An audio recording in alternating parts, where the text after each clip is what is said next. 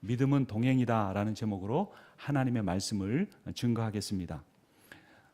제가 어렸을 때 최성수라는 가수가 있었는데요, 그 가수의 노래 중에 동행이라는 곡이 있었습니다. 그 가사의 내용은 이렇습니다. 누가 나와 같이 함께 울어줄 사람 있나요? 누가 나와 함께 따뜻한 동행이 될까? 사랑하고 싶어요. 빈 가슴 채울 때까지. 사랑하고 싶어요. 사랑 있는 날까지. 감동이 되십니까? 네, 감동이 되죠. 그런데 실제의 삶에서 그런 사람이 몇 명이나 있을까요? 나 함께 울어줄 사람, 나와 함께 따뜻한, 나를 판단하고 나를 지적하는 것이 아니라 어떤 모습에도 나에게 따뜻하게 동행이 돼줄 사람. 우리 모두는 다 사랑하고 싶습니다. 비어있는 가슴을 그 사랑으로 채우고 싶습니다. 그런데 현실은 녹록지 못합니다. 다른 사람이 나에게 그러지 못할 뿐만 아니라 나도 다른 사람에게 그렇게 되어주고 싶지만 나 자신도 모르게 그렇게 되지 못하는 것을 보게 됩니다. 그런데 이사야서 43장 3절을 보면 하나님께서 우리에게 그런 분이 되어주신다고 말씀하십니다. 이 뒤에 벽면 위에 있는 성구가 우리 교회의 표 성구입니다. 우리 함께 읽어보겠습니다. 네가 내 눈에 보배롭고 존귀하며 내가 너를 사랑하였은즉. 하나님의 눈에 우리가 어떻습니까? 보배롭다 그렇습니다. 하나님 보시기에 우리가 어떤 존재입니까? 존귀합니다. 공동 번역을 보니까 이 내용을 똑같은 내용인데 이렇게 번역했습니다. 너는 눈에 넣어도 아프지 않을 나의 귀염둥이, 나의 사랑이다. 이렇게 번역을 했습니다. 참 다른 느낌이죠. 한번 이렇게 고백해 보겠습니다. 나는 하나님의 귀염둥이이다. 성경 말씀입니다. 다시 한번 하겠습니다. 나는 하나님의 사랑이다. 시인 용회원이 둘이 만드는 단 하나의 사랑이라는 시를 썼습니다. 그것을 제가 주님과의 관계로 조금 각색해 보았습니다. 어느 날 세상에서 가장 행복한 곳으로 들어가는 길을 찾았다 해도 동행하는 이 없이 혼자라면 더 외롭고 쓸쓸하다. 동행 시련과 고통이 있다 해도 그러나 주님과 동행한다면 모든 염려와 걱정을 이겨낼 수 있다. 우리는 기쁨보다 슬픔을 너무 쉽게 찾아낸다. 우리는 비난과 비판을 하는데 너무나 많은 시간을 버리고 있다. 서로 기뻐할 수 있고 서로 감사할 수 있다면 두려울 것은 아무것도 없다. 사랑은 힘이다. 그 어떤 것도 순수한 사랑의 힘을 이겨낼 수 있는 것은 없다. 사랑은 위대하다. 사랑에 후회가 없는 사람은 삶에도 후회가 없다. 몇 단어 빼고는 원래 있는 시를 그대로 읽었습니다. 주님과의 동행은 우리의 신앙생활에서 가장 중요한 부분입니다. 어떤 신앙인들은 그들이 믿음을 가지고 있다고, 자신이 믿음을 가지고 있다고 강조하면서도 나는 그래도 주님과 동행하지는 못한다고 말합니다.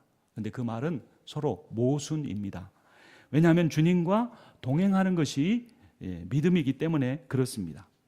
그런데 여러분, 이 동행이라는 말을 성화로 오해하면 안 됩니다. 부자 청년이 성화가 되었고 매우 종교적이었지만 주님과 동행하기를 포기했습니다. 그는 율법을 다 지켰다고 말했습니다. 하나님을 사랑하고 이웃도 사랑한다고 말했습니다. 하지만 그는 예수님을 따르지 않았습니다. 그러나 제자들은 성화가 덜 되었습니다. 다혈질이고 의심 많고 계산 잘하는 그런 제자들이었지만 그들은 종교적이지 못했지만 주님과 동행했습니다. 여러분 한번 생각해 보십시오. 아무리 아름답고 멋진 사람이라도 나와 결혼해서 동거하지 않으면 그 사람은 내 사람이 아닙니다. 그런데 그 사람보다 덜 예쁘고 덜 멋져도 그 사람이 나와 결혼해서 동거하면 내 사람인 것입니다. 이와 마찬가지로 믿음은 동행하는 것이고 주님과 동행하는 것이 믿음입니다. 뽀빠이 이상용 씨를 아십니까? 우리 젊은이들은 모를 거예요. 근데 제 연배 이상으로는 다 아실 겁니다. 그분이 이런 이야기를 했습니다. 할머니가 택시를 탔습니다. 택시가 목적지에 도착하자 운전사가 요금이 10,000원입니다 그랬습니다. 근데 할머니가 2,000원만 주는 겁니다. 할머니 10,000원이라니까요. 그러게 할머니가 화를 내면서 운전기사 머리를 탁 치면서 내가 시골에서 왔다고 모를 줄 알고 탈 때 보니까 8,000원이라고 써있더만 네가 8,000원어치 사고 나한테 나는 2,000원어치밖에 안 탔어, 이렇게 말하는 겁니다. 무슨 이야기입니까? 기본 요금이 8,000원인데 이 할머니는 그 8,000원을 그 기사가 그만큼 타고 왔다고 생각한 겁니다. 그 할머니가 이번에는 짐을 가지고 택시를 탔습니다. 그러면서 물었습니다. 짐값도 받습니까? 그러니까 택시기사가 웃으면서 할머니, 사람한테만 요금 받고 짐값은 요금을 받지 않습니다, 그랬습니다. 그런데 할머니가 잠깐 뭘 생각하더니 택시에서 얼른 내리고 짐은 그대로 뒀습니다. 그러면서 내 짐만 집으로 가져다 주라고 부탁을 했습니다. 운전수가 황당했지만 그럼 할머니 요금을 내셔야죠. 아까 당신이 말했잖아, 사람한테만 돈 받고 짐한테는 돈을 안 받는다고 했잖아. 그 할머니가 무엇을 착각했습니까? 그녀는 사람이 함께 타야 짐을 공짜로 실어준다는 것을 모른 것입니다. 우리는 무엇을 착각하지 않아야 합니까? 내가 주님과 동행하지 않으면서 믿음이 있다고 생각해서는 안 된다는 것입니다. 주님이 복을 주시는 것이 아니고 나와 동행하는 주님이 복이시라는 사실을 깨달아야 합니다. 배우자가 나에게 무엇을 해줘서 나에게 귀한 것이 아니고 그 배우자의 존재 자체가 복이라는 사실을 깨달아야 가정이 화목하고 부부 생활에 변화가 있는 것입니다. 자신은 택시에 타지도 않으면서 짐만 택시기사에게 공짜로 맡겨서 실어 보내려는 할머니는 지혜롭지 못합니다. 마찬가지로 주님과 동행하는 신앙 인생의 그 차에 타지도 않으면서 구원을 공짜로 실어 보내려고 하는 그리스도인은 더 어리석습니다. 우리는 주님과 동행해야 합니다. 이것이 믿음입니다. 그런데 오늘 본문에 나오는 야곱은 그렇지 못했습니다. 그는 삼촌 라반집을 향해 혼자 여행 중이었습니다. 아무도 없이 혼자였습니다. 그는 오늘날로 말하면 모태신앙이었지만 하나님을 한 번도 만난 적이 없었고 하나님을 한 번도 제대로 믿은 적이 없었습니다. 어떤 상황인지 오늘 본문 10절과 11절을 함께 읽겠습니다. 창세기 28장 10절 11절입니다. 야곱이 브엘세바에서 떠나 하란으로 향하여 가더니 한 곳에 이르러는 해가 진지라 거기서 유숙하려고 그곳에 한 돌을 가져다가 베개로 삼고 거기 누워 자더니, 이 당시 야곱의 나이가 70세였습니다. 그는 연약한 노인이었습니다.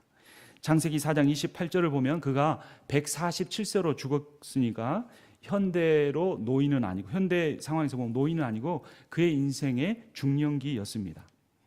어쨌든 74세의 노인이 광야의 길바닥에 돌 베개를 베고 잠을 자야 했습니다. 그가 베고자 한 돌 베개는 그의 인생의 외로움과 죄책감을 의미합니다. 그는 태어날 때부터 형의 발뒤꿈치를 붙잡고 먼저 나가려고 경쟁했습니다. 그는 배고픈 형의 순진한 마음을 이용해서 팥죽 한 그릇과 떡 한 조각을 가지고 그의 형의 장자권을 빼앗았습니다. 그의 어머니의 제안에 못 이긴 척하면서 아버지를 속였습니다. 그는 팔에 털을 붙이고 형인 것처럼 위장해서 형의 장자 축복권까지 가로챘습니다. 그렇게 열심히 살았는데 결국에 그는 형을 피해 도망가는 신세가 되고 말았습니다. 이제 그는 가정의 행복을 파괴한 죄인이었고 도피자였고 빈 털털이었습니다. 길가에서 돌 베개를 베고자 하는 노숙인의 처지가 되고 만 것입니다. 그런데 그때 놀라운 일이 일어납니다. 12절 말씀 함께 읽겠습니다. 꿈에 본즉 사닥다리가 땅 위에 서 있는데 그 꼭대기가 하늘에 닿았고 또 본즉 하나님의 사자들이 그 위에서 오르락 내리락 하고, 돌베개를 베고 자는 와중에 야곱은 꿈을 꾸었습니다. 야곱의 꿈속의 사닥다리는 절망 속의 소망, 비참 속의 새로운 소원이었습니다. 그리고 그는 꿈을 통해 절망 속에 74년의 인생 중에 처음으로 하나님을 만났습니다. 여러분은 하나님을 만나보셨습니까? 여러분은 하나님과 동행하며 살고 계십니까? 야곱은 고독하게 혼자 길가에서 돌베개를 베고 노숙하면서 꿈속에서야 그의 마음속 깊은 곳에, 그의 영혼의 깊은 속에서 하나님을 향한 갈망이 있다는 것을 발견했습니다. 그토록 그가 물질에 집착하고 그토록 그가 비교와 경쟁에 집착하는 인생을 살았지만 그것이 자신을 행복하고 기쁘게 만들어줄 수 있는 것이 아니라, 그를 구원해 줄 수 있는 것이 아니라 하나님만이 자신을 구원해 줄 수 있다는 그 사실을 영혼 깊숙이는 알고 있었지만 무엇인가가 자기를 붙잡고 이끌어가는 그 인생을 잘라낼 수 없었고 주님을 향하여 헌신할 수 없었습니다. 그런데 그는 모든 것을 잃고 베델에서 돌베개를 베고 자는 그 순간 하나님을 처음 꿈속에서야 만나게 된 것입니다. 오늘 예배에 참여한 여러분들은 참으로 귀한 분들이십니다. 그런데 여러분들의 꿈은 무엇입니까? 우리의 소망은 어디에 있습니까? 지난 한 주간 동안 무엇을 생각하며 소망하며 기도하며 사셨습니까? 시편 39편 7편은 이렇게 말합니다. 주여 이제 내가 무엇을 바라리요? 나의 소망은 주께 있나이다. 이 시편 기자의 고백이 우리 모두의 고백이 되기를 주님의 이름으로 축원합니다. 우리의 영혼이 간절히 원하는 것도 세상에 대한 욕망이 아닙니다. 물질이 아닙니다. 출세가 아닙니다. 그것은 하나님을 향한 소망입니다. 집을 잃은 어린아이가 엄마를 간절히 찾는 것처럼 우리 영혼이 하나님 아버지와 동행하며 살기를, 그분의 손을 붙잡고 살기를 간절히 원하고 있습니다. 그런데 많은 신앙인이 야곱처럼 우리 인생의 절망의 돌베개와 소망의 사닥다리 사이에서 잠을 못 이루고 있습니다. 피곤한데도 누우면 잠이 오지 않고 뒤척이며 눈물로 베개를 적시는 삶이 하루 이틀이 아닌 것입니다. 실제 내가 살아가고 있는 이 삶이 꿈인지, 꿈속에서 내가 바라고 소망하는 그 꿈이 내 삶의 실제인지 혼동하며 우리는 어려운 삶을 하루하루 살아가고 있습니다. 그 야곱의 꿈속에 발견한 사닥다리에 천사들이 오르락 내리락 하고 있었습니다. 탈무드의 해석을 보면 그의 꿈에는 2명의 야곱이 등장합니다. 천사들이 사닥다리를 타고 하늘로 올라가면 하나님 품에 안겨서 평안히 잠들어 있는 야곱이 있었습니다. 그리고 천사들이 사닥다리를 타고 다시 내려오면, 지상으로 내려오면 돌베개를 베고 두려움에 떨며 잠든 야곱이 있었습니다. 야곱의 하나님의 보호 아래 평안한 모습과 세상의 풍파에서 두려워 떠는 모습을 모두 가지고 있는 이 모습은 야곱의 모습만 아니라 오늘 우리의 모습이기도 합니다. 하나님 나라가 이미 이 땅에 임했지만 아직 완성되지 않았기 때문에 우리가 겪는 긴장인 것입니다. 여러분, 동행이라는 말은 멍에를 맨다라는 말로 해석할 수도 있습니다. 제가 한글 사전을 보니까 멍에에도 2가지 의미가 있었습니다. 하나는 수레나 쟁기를 끌기 위해서 말이나 소의 목에 얹는 구부러진 막대이고, 다른 하나는 쉽게 벗어날 수 없는 구속이나 억압을 비유적으로 이르는 말입니다. 멍에, 얼거매는 장애물일 수도 있고, 멍에, 이 2 사람이나 2 동물을 서로 묶어주어서 자기가 혼자 감당할 때보다 훨씬 더 쉽게 일을 감당하게 한다는 의미 모두가 있는 것입니다. 한 가지는 긍정적 의미이고 다른 한 가지는 부정적 의미입니다. 우리도 주님께서 주님과 동행한다는 그 말을 2가지 의미로 해석할 수 있습니다. 주님과 함께하면 내가 원하는 것들을 내 마음대로 살 수 없을 거야 라고 생각하는 분들도 있을 것이고, 그러나 내가 주님과 동행하면 그때서야 내가 능력 있고 행복하고 기쁜 삶을 살 수 있다고 생각할 수도 있는 것입니다. 성경에서도 이 2가지 의미가 다 사용됩니다. 나홈 1장 13절을 보면 이제 너에게 지운 그의 멍에를 내가 깨트리고 너의 결박을 끊으리라. 하나님의 말씀입니다. 우리는 세상의 멍에에 매여져 있습니다. 그런데 우리 주님께서 그 멍에를 깨트리신다는 겁니다. 그 결박을 끊으신다는 것입니다. 우리 인생의 무게가 버겁게 느껴지는 그 이유는 짐이 무겁기 때문이 아니고 동행할 그러한 사람이 없기 때문입니다. 마태복음 11장 29절 30절은 이렇게 말합니다. 나는 마음이 온유하고 겸손하니 나의 멍에를 메고 내게 배우라. 그리하면 너희 마음이 쉼을 얻으리니 이는 내 멍에는 쉽고 가벼움이니라 하시니라. 여러분, 주님과 동행한다는 것은 주님과 함께 멍에를 맨다는 것이고, 주님과 함께 멍에를 매는 인생은 그 주님의 능력과 지혜로 승리하는 삶을 살 수 있는 것입니다. 지금 야곱은 그러한 주님을 만났습니다. 그 주님이 야곱에게 세 가지 약속을 해 주십니다. 13절 말씀을 제가 읽겠습니다. 또 본즉 여호와께서 그 위에 서서 이르시되 나는 여호와니 너의 조부 아브라함의 하나님이요 이삭의 하나님이라. 네가 누워있는 땅을 내가 너와 내 자손에게 주리니. 무엇을 주겠다고 약속하십니까? 땅을 주시겠다고 약속합니다. 14절을 읽겠습니다. 너의 자손이 땅에 티끌같이 되어 내가 서쪽과 동쪽과 북쪽과 남쪽으로 퍼져갈지며 땅의 모든 족속이 너와 내 자손으로 말미암아 복을 받으리라. 무엇을 약속합니까? 자손에 대하여 약속하십니다. 가장 중요한 세 번째 약속은 15절에 나옵니다. 우리 함께 읽도록 하겠습니다. 내가 너와 함께 있어 네가 어디로 가든지 너를 지키며 너를 이끌어 이 땅으로 돌아오게 할지라. 내가 내게 허락한 것을 다 이루기까지 너를 떠나지 아니하리라 하신지라.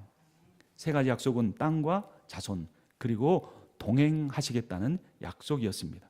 아브라함에게 하신 약속과 동일했습니다. 여러분 어떤 약속이 가장 귀하다고 생각하십니까? 한 가지만 골라보십시오. 이렇게 비유를 바꿔볼까요? 이 황금 달걀이 10개가 있고 또 황금 달걀이 100개가 있습니다. 세 번째는 황금 달걀을 계속 나올 수 있는 거위가 있습니다. 무엇을 선택하시겠습니까? 세 번째 것을 선택할 것입니다. 하나님이 동행해 주겠다고 하는 그 약속이 그와 같은 것입니다. 오스왈드 챔버스는 거룩을 당신의 발걸음이 더럽혀지지 않는 것이고 당신의 혀로 더러운 것을 말하지 않는 것이며 머리로 더러운 생각을 하지 않는 것이다 라고 했습니다. 하나님과 동행하기 위해서 우리에게 필요한 것이 거룩인데 에베소서 4장 24절은 또한 하나님을 따라 의와 진리의 거룩함으로 지으심을 받은 새 사람을 입으라 라고 말하고 있습니다. 우리가 왜 하나님과 동행하지 못하는 것입니까? 우리가 거룩하지 못하기 때문입니다. 우리가 하나님의 백성이지만 하나님과 동행하지 않으면 거룩할 수 없습니다.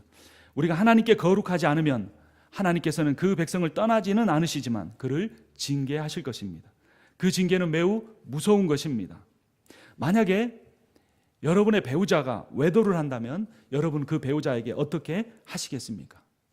내가 그 배우자에게 할 그 행동이 거룩하지 못한 삶을 살며 하나님과 동행하지 않는 사람에 대해 하나님이 취하실 행동인 것입니다.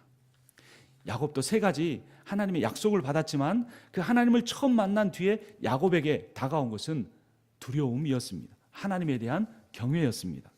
16절, 17절 말씀 우리 함께 읽겠습니다. 야곱이 잠을 깨어 이르되 여호와께서 과연 여기 계시거늘 내가 알지 못하였도다. 이에 두려워하여 이르되 두렵도다. 이곳이요 이것은 다름 아닌 하나님의 집이요 이는 하늘의 문이로다 하고. 아멘. 여러분 이 예배당이 하나님의 집이고 하늘의 문입니다. 우리가 드리는 예배가 하나님의 집이요 장소요 하늘의 문으로 들어가는 그러한 길인 것입니다. 그 앞에 섰을 때 우리가 갖는 이 마음이 야곱의 마음과 동일해야 우리가 하나님을 만나고 있는 것입니다. 그것은 두려움입니다.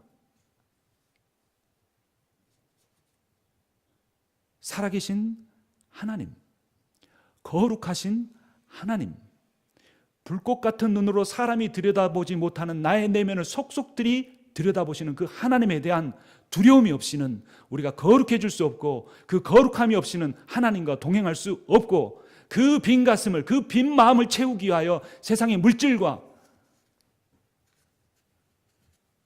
세상에 드러낼 수 있는 무슨 세속적인 직함이든 교회 안에서 직함이든 그런 것들을 추구하며 살 수밖에 없는 것입니다. 예배하는 자리는 하나님에 대한 경외로 두려움으로 가득 찬 곳이 되어야 합니다. 만약 내 삶에 내 예배에 두려움과 경외가 없다면 그것은 내가 하나님을 만나지 못했기 때문입니다. 내가 믿음을 갖고 있지 못하기 때문입니다. 야곱이 하나님을 만났습니다. 그것은 광야였습니다. 그것은 아무도 없고 짐승에 대한 공포와 강도를 만날 수 있는 두려움이 가득 찬 곳이었지만 그가 하나님을 만난 뒤에는 그러한 것들을 두려워하지 않고 오직 하나님만 두려워했습니다. 여러분 세상을 사는데 무엇이 두렵습니까? 아픈 것이 두렵습니까? 가난해지는 것이 두렵습니까? 내가 아플 때 인슈런스가 없는 것이 두렵습니까? 내가 이미나 아무 의지할 사람이 없는데 가난하게 되면 정말로 내가 힘들어질까 두렵습니까? 그것이 두려운 이유는 하나님을 두려워하지 않기 때문입니다.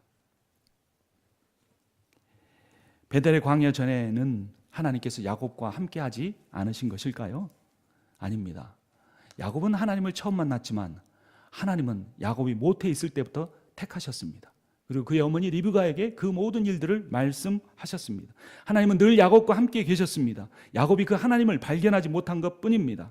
아니, 야곱이 하나님과 동행하는 삶에 전혀 관심이 없었던 것뿐입니다. 그는 물질의 축복에만 관심이 있었습니다. 그것은 끝없는 탐욕이었습니다. 그는 탐욕에 끌려 인생을 살다가 형을 속이고 아버지를 속이다가 이제 목숨을 잃을 수도 있는 어려운, 도저히 자신의 힘으로는 빠져나갈 수 없는 상황에 들어가고 만 것입니다. 그리고 야곱은 죽음의 위기 앞에서야 그의 모든 소유가, 그의 모든 지혜가, 그의 모든 계략이 아무 쓸모가 없고 그를 구원할 수 없다는 사실을 깨닫게 되었고 그제서야 하나님의 음성을 듣게 된 것입니다. 우리가 모든 것을 잃었다고 할 때, 내가 그토록 소중하다고 생각하는 것들이 이루어져 갈 때, 내 자존심이 저 밑바닥으로 깎여져 내려갔을 때야 우리는 주님을 진정으로 만날 수 있는데, 그 길로 내려가지 않고 더 많은 것들을 가지려고 하고 누리려고 하면서 주님과의 동행을 멀리할 때 우리의 삶에는 진정한 믿음도, 주님과의 동행하는 삶도 없게 되는 것입니다. 한 기독교 신문에 노벨에 관한 이야기가 나왔습니다. 여러분, 노벨 평화상 아시죠? 노벨은 다이나마이트를 만들어 세계적인 부자가 되었습니다. 그가 프랑스를 여행하고 있을 때 신문을 봤는데 알프레드 노벨 사망이라는 기사가 실렸습니다. 깜짝 놀랐습니다. 자기는 여기 살아있는데 죽었다는 겁니다. 그의 형이 죽었는데 기자들이 오해해서 자기가 죽었다고 실은 겁니다. 그때 충격을 그는 받았고 하루 종일 호텔에 머물며 나가지 않고 삶과 죽음에 대해서 묵상했습니다. 내가 진짜 이 신문의 기사대로 죽었다면 나는 어떻게 되었을까? 세계적인 발명가라는 명예와 엄청난 재물도 아무런 의미가 없는 것이 아닌가라고 스스로에게 물었습니다. 엄청난 재산이 죽음 앞에서 장식품에 불과하다는 것을 깨닫게 되었습니다. 그리고 다이너마이트가 인간을 마구 죽이는 무기로 사용됐기 때문에 거기에 대한 죄책감도 그는 가지고 있었습니다. 그는 속지 않은 마음으로 자기의 전 재산을 국가에 헌납하고 그 기금으로 노벨상이 만들어지게 된 것입니다. 자신이 죽었다는 신문의 오보가 노벨의 인생을 하나님을 만나게 만들어 준 것입니다. 여러분, 혹시 예상치 못한 고난에 직면하셨습니까? 오랫동안 헌신하고 내가 믿었던 사람에게 상처를 받고 있습니까? 그것이 바로 하나님이 나를 정말로 제대로 만나 주시고자 하는 기회인 것을 깨달으시기를 바랍니다. 인생에 가장 확실한 것 한 가지와 가장 불확실한 것 한 가지가 있습니다. 인생의 가장 확실한 것은 인간이 죽는다는 겁니다. 인생에서 가장 불확실한 것은 내가 언제 죽을지 모른다는 것입니다. 하나님의 약속을 받은 야곱은 하나님께 서원을 했습니다. 그런데 하나님의 약속은 무조건적이었는데 지금 야곱의 서원은 그렇지 않은 것을 볼 수 있습니다. 20절을 보겠습니다. 야곱이 서원하여 이르되 하나님이 나와 함께 계셔서 내가 가는 이 길에서 나를 지키시고 먹을 떡과 입을 옷을 주시어 내가 평안히 아버지 집으로 돌아가게 하시오면 여호와께서 나의 하나님이 되실 것이요. 22절 같이 읽습니다. 내가 기둥으로 세운 이 돌이 하나님의 집이 될 것이요. 하나님께서 내게 주신 모든 것에서 10분의 1을 내가 반드시 하나님께 드리겠나이다 하였더라. 하나님이 함께 계시는 것은 조건에 불과했습니다. 그가 원하는 것은 먹을 떡과 입을 옷이었고 그렇게 해 주시면 제가 하나님께 11조도 드리고 하나님 앞에 예배도 드리겠습니다라고 조건을 내건 것입니다. 성경의 인물 중에 이 야곱만큼 세속적이고 탐욕적인 사람이 있을까요? 그런 야곱을 택한 이유는 바로 이스라엘의 본성이 그랬고 모든 타락한 인류가 그런 모습이기 때문에 그런 것입니다. 어느 설교에 나오는 신앙 이야기입니다. 한 그리스도인이 자신의 인생을 되돌아보았습니다. 험하고 힘들었던 고갯길에는 한 사람의 발자국만 있었는데 편안한 평지길에는 두 사람의 발자국이 찍혀 있었습니다. 그는 주님께 항의했습니다. 저는 도무지 이해할 수 없어요. 왜 편안한 길에서는 저와 동행해 주시고 험난한 길에서는 저와 동행하지 않으셨나요? 예수님은 조용히 대답하셨습니다. 네가 만일 편안한 길에서까지 나를 진실로 신뢰하고 필요로 했다면 아마 그 길의 발자국도 하나뿐이었을 것이다. 그러나 너는 힘들고 험난한 길에서만 나를 찾았고 그때마다 나는 너를 업어서 다녔단다. 그리고 험난한 길이 끝나면 너는 날 곧 멀리했지. 그때마다 나는 너의 곁에서 걸을 수밖에 없었고 그래서 두 개의 발자국이 있다라고 하는 것입니다. 지금 여러분의 삶은 어떠십니까? 너무나 힘들고 어려운데 혼자라고 생각하십니까? 주님의 임재와 은혜도 느껴지지 않은 지가 몇 달 아니 몇 년이 되지는 않으셨습니까? 그것은 주님이 여러분을 혼자 두셨기 때문이 아니고 여러분 안에 깊이 들어와 계시기 때문입니다. 주님은 여러분의 깊은 고통의 자리 안으로 들어와 그 상처를 붙들고 계시는데 우리가 주변만 돌아보고 사람을 의지하기 때문에 그 주님이 보이지 않으시는 것입니다. 한 아프리카 선교사님은 이렇게 말했습니다. 예수님은 제자들에게 많은 명령을 하셨지만 그들에게 안전하게 살라는 명령은 한 번도 하지 않으셨습니다. 예수님 우리를 안전한 삶으로 부르신 적이 없습니다. 대신 그분은 어떠한 위험한 순간에도 변함없이 우리와 함께 동행해 주겠다고 분명한 약속을 하셨습니다. 여러분 편안한 삶에서 나 혼자 살아가는 그것이 복음입니까? 아니면 내 몸이 아파서 힘들고 가난으로 인하여 걱정하고 살아가지만 내 자녀들이 온전치 못해서 그들을 위하여 기도할 수밖에 없지만 그런 상황 가운데서 주님이 나와 동행해 주시는 것이 복된 삶이겠습니까? 어떤 권사님이 담임 목사님에게 이런 말을 했습니다. 아주 진지하게. 목사님, 저도 행복할 날이 올까요? 라는 것이었습니다. 목사님은 충격을 받았습니다. 그 권사님은 정말 성실하신 분이고 모든 부분에 있어서 신앙의 모범이 되는 분입니다. 근데 그분이 목사님, 저도 행복할 날이 올까요? 이런 말을 했습니다. 행복하다는 것입니까? 행복하지 않다는 겁니까? 이제까지 단 한 번이라도 행복한 삶을 살았다는 것입니까? 살지 못했다는 것입니까?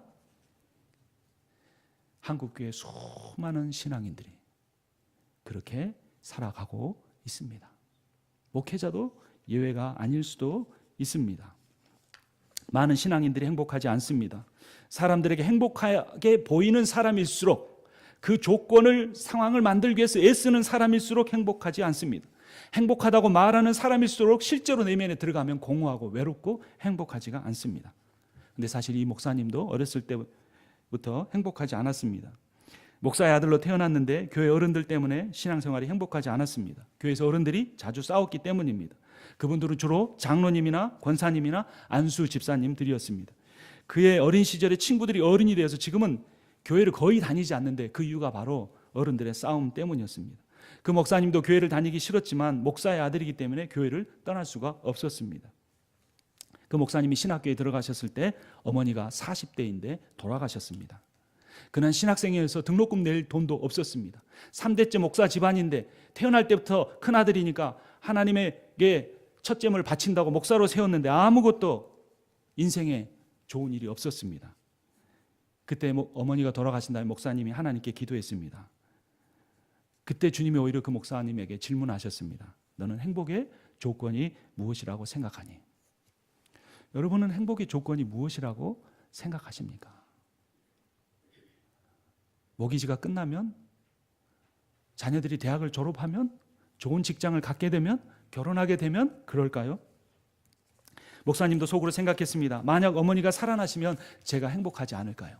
목사의 아내로 평생 고생하다 일찍 죽은 어머니 생각이 났습니다.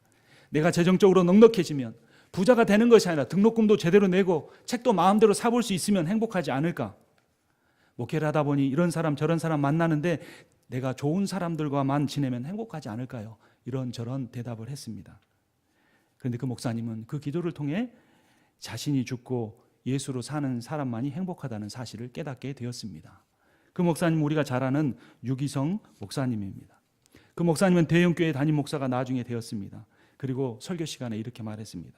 사람들이 행복하지 않는 이유를 남편 탓, 아내 탓, 자식 탓으로 돌립니다. 남편이 돈을 잘 벌었으면, 아내가 좀 내 말을 잘 들었으면, 아이들이 공부를 좀 더 잘했으면, 내가 좀 더 건강했으면, 내가 집이라도 하나 더 장만해 놓았으면 내가 행복할 텐데 하면서 환경 탓, 다른 사람 탓을 하며 살아간다는 것입니다. 이런 사람들은 야곱처럼 여전히 그 이기적인 자신을 죽을 수밖에 없는 상황에서 하나님이 만나 주셨는데 그 하나님 앞에서도 여전히 떡과 옷을 먼저 구하고 조건적인 신앙을 하나님 앞에 말씀드리는 인생을 사는 사람들인 것입니다. 하나님께서 함께 계신데도 불구하고 행복하지 못한 그런 야곱을 세상에 어느 누가 행복하게 만들어 줄 수가 있겠습니까? 예수를 믿는데도 행복하지 못한 배우자를 어떤 배우자가, 남편이나 아내가 그 사람을 행복하게 해줄 수가 있겠습니까? 크리스찬 싱글들이 자기가 지금은 행복하지 못하지만 멋진 사람을 만나면 행복해질 것이라고 생각하며 기도 제목을 말합니다. 하지만 내가 예수 그리스도와 동행하기 때문에 행복하지 못한 사람은 결혼을 해서 배우자와 살아가도, 멋진 배우자를 만나도 행복한 삶을 살 수 없는 것입니다. 하지만 지금 어려운 상황 가운데 있다고 할지라도 예수와 동행하기 때문에 그 믿음 붙잡고 살면서 행복한 사람은 어떤 사람을 만나도, 어떤 힘든 인생을 거쳐온 사람을 만나도 그 사람을 행복하게 만들어줄 수 있고 자기도 행복한 가정을 꾸릴 수가 있는 것입니다. 그리스도인들이라고 말하는 분들이 주님과 함께 동행해야 그것이 참 믿음이라는 사실을 모릅니다. 주님이 복을 주시는 것이 아니고 그 주님 자체가 복이라는 사실을 모르고 여전히 복 하면서 그 복을 얻기 위해서 주님과 동행하는 사람을 내일로, 다음 주로, 다음 달로, 내년으로 미루며 살아가고 있는 것입니다. 미가서 6장 8절은 이렇게 선포합니다. 사람아, 주께서 선한 것이 무엇임을 내게 보이셨나니 여호와께서 내게 구하시는 것은 오직 정의를 행하며 인자를, 긍휼을 사랑하며 겸손하게 내 하나님과 함께 행하는 것이 아니냐. 하나님께서 우리에게 원하시는 것은 딱 한 가지입니다. 나와 함께 가자라는 것입니다. 어떤 분이 죽음 앞에 섰습니다. 질병으로 얼마 살지 못하게 될 것이라고 선고를 들었고 불안했습니다. 그런데 그의 친구가 그를 찾아간 뒤에 얼굴 표정이 달라졌습니다.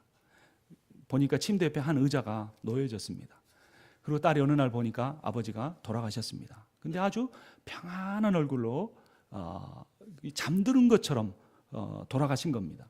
근데 그 아버지의 손이 그 빈 의자에 놓여져 있었고 그의 그 손은 마치 누군가가 옆에 있어서 손을 붙잡고 있는 것처럼 이렇게 모양을 하고 있었습니다. 그 친구가 죽어가는 친구에게 한 말은 바로 그것이었습니다. 지금 죽음의 순간에도 주님은 너의 가운데 함께 계신다. 그 주님이 이 빈 의자에 앉아 계신다는 것을 믿고 그분의 손을 붙잡고 임종을 맞이하라라는 것이었습니다. 그분은 그 친구의 권면을 그대로 받아들이고 그 주님의 손을 붙잡고 평안한 모습으로 죽음을 맞이했던 것입니다. 우리 주님께서 오시는 날 우리는 우리의 믿음이 진짜라고 증명을 할 수 있을까요? 구원은 우리가 한 것이 없이 은혜로 주어지기 때문에 공짜이지 이것은 결코 싸구려가 아닙니다. 주님과 동행하지 않는 사람은 구원을 싸구려로 여기는 세속적인 사람일 수도 있습니다. 만약 내가 이 세상에서 가장 값지고 귀한 것을 누구에게 주려고 하는데 그가 값을 치르지 않기 때문에 그것을 싸구려 취급한다면 여러분은 그것을 그 사람에게 줄 수가 있겠습니까? 행복은 돈과 성공에서 오는 것이 결코 아닙니다. 행복은 사랑하는 사람과 함께하는 일상의 삶에서 오는 것입니다. 행복은 아무도 내 친구가 되어주지 못하는 상황 가운데서라도 내가 손을 내밀기만 하면 내 손을 붙잡고 동행해 주시는 그 주님과 함께 살아가는 그 삶이 바로 행복인 것입니다. 시편 23편 1절을 보면 여호와는 나의 목자시니 내게 부족함이 없으리로다 라고 말합니다. 여러분 부족함이 있습니까? 없습니까? 4절은 그 비결을 이렇게 말합니다. 내가 사망의 음침한 골짜기로 다닐지라도 해를 두려워하지 않을 것은 주께서 나와 함께 하심이라. 다윗은 원수에게 쫓겨다니면서도 주님이 자신과 함께 하셨기 때문에 그 손을 붙잡고 여호와가 나의 목자시니 내게 부족함이 없다라고 고백했던 것입니다. 이번 한 주간 우리가 세 가지 고백을 하며 살아가기를 원합니다. 한번 같이 고백하겠습니다. 주님 사랑합니다. 주님 저를 불쌍히 여기소서. 주님 제가 순종하겠습니다. 사랑과 회개와 순종에 대한 고백입니다. 한 가지 이야기만 하고 오늘 말씀을 마치려고 합니다. 한국 교회사의 위대한 이성복 목사님이란 분이 계십니다. 그분의 신앙은 임마누엘의 영성이었습니다. 임마누엘은 하나님 우리와 함께 계신다는 의미입니다. 그분의 좌우명은 순간순간 주로 숨을 쉬고 한 걸음 한 걸음 주와 동행한다 였습니다. 이 목사님은 그래서 항상 주님과 동행하는 훈련을 했습니다. 그래서 한순간도 예수님을 놓지 않겠다는 마음으로 항상 오른손을 주먹을 쥐고 다녔습니다. 주먹을. 그러면서 왜 주먹 쥐고 다니십니까? 그러면 안 보이십니까? 제가 주님 손 붙잡고 다닙니다. 이렇게 말했습니다. 그리고 그분은 물을 마실 때도 꼭 3모금씩 마셨는데 뭐라고 하신 줄 아십니까? 3모금 마실 때마다 성부, 성자, 성령 이러면서 꼭 물을 3번씩 마셨다고 합니다. 그분은 일마다 때마다 숨 쉬는 순간마다 하나님이 나와 함께 계신다는 사실을 믿고 그것을 고백하며 살아야 한다고 고백을 했던 것입니다. 여러분 이제 말씀을 마치려고 합니다. 인생의 목적은 하나님과 동행하는 것이고 그 하나님을 기쁘시게 하는 것입니다. 사람은 사랑하면서 함께 살고 싶어 합니다. 사람은 사랑하는 사람과 함께 살고 싶어 합니다. 우리를 사랑하시는 그 주님이 늘 우리와 함께 하십니다. 그 손을 붙잡고 살아갈 때 우리 주변의 모든 사람들은 우리가 사랑해야 할 사람이고 하나님과만 사랑으로 동행하며 사는 것이 아니라 내 배우자와 내 자녀와 부모와 내 구역 식구들과 교우들과 함께 손을 붙잡고 사랑하며 살 수 있을 것입니다. 우리 함께 찬양하도록 하겠습니다.